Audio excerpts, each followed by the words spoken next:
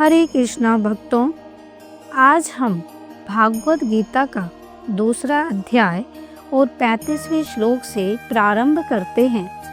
भयाद्रणा दुःप्रतं मंस्यन्ते त्वां महारथा येषां च त्वं बहुमतो भूत्वा यास्यसि लाघवम्।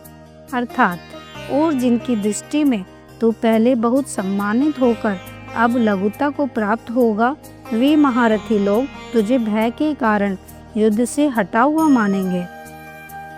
उपयुक्त वाक्य से भगवान ने यह भाव दिखलाया है कि भीष्म, द्रोण और शल्य आदि तथा विराट, द्रुपद, सात्यकी और धृष्टद्युम्न आदि महारथी गण जो तुम्हारी बहुत प्रतिष्ठा करते आए हैं, तुम्हें बड़ा भारी शूरवीर, महान योद्धा और धर्मात्मा मानते हैं।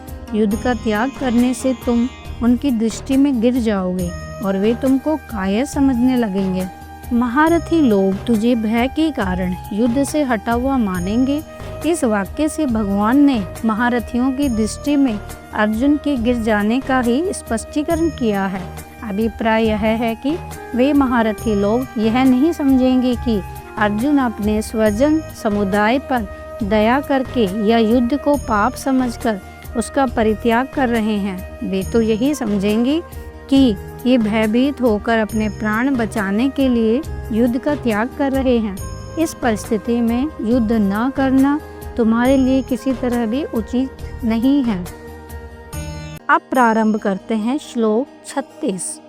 एवाच्ये वादांश्च बहून् वदिष्यन्ति तवाहिता निन्दन्तस्तौ सामर्थ्यं ततो दुःखतरं नु किमः। अर्थात तेरे वैरी लोग तेरे सामर्थ्य की निंदा करते हुए तुझे बहुत से न कहने योग्य वचन भी कहेंगे, उससे अधिक दुख और क्या होगा। 34वें श्लोक में यह बात कह दी थी कि सभी प्राणी तुम्हारी निंदा करेंगे। फिर यहाँ यह कहने में क्या विशेषता है कि तुम्हारे शत्रु लोग तुम्हारे सामर्थ्य की निंदा करते हुए तुम्हें बहुत से न कहने योग्य वचन भी कहेंगे।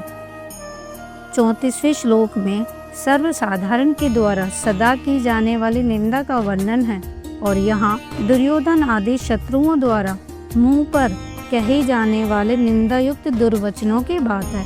वह निंदा तो केवल माननीय पुरुषों के लिए ही अधिक दुखदायिनी होती है, सबके लिए नहीं। किंतु अपने मुंह पर शत्रुओं के दुर्वचनों को सुनकर तो साधारण मनुष्य को भी भयंकर दुख होता है।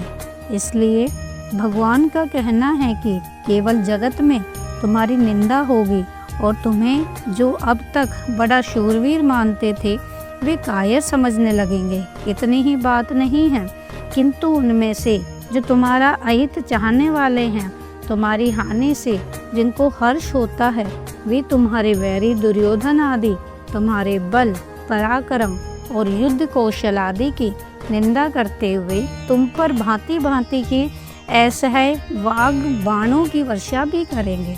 वे कहेंगे, अर्जुन किस दिन का वीर है, वह तो जन्म से ही नपुंसक है। उसकी गांडीव धनुष को और उसके पौरुष को धिक्कार है। उससे अधिक दुख और क्या होगा।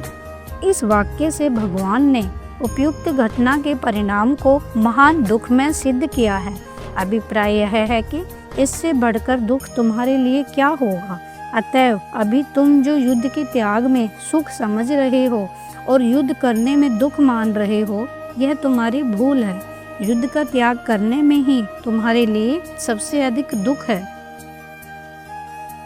ओम नमो भगवते वासुदेवाय नमः।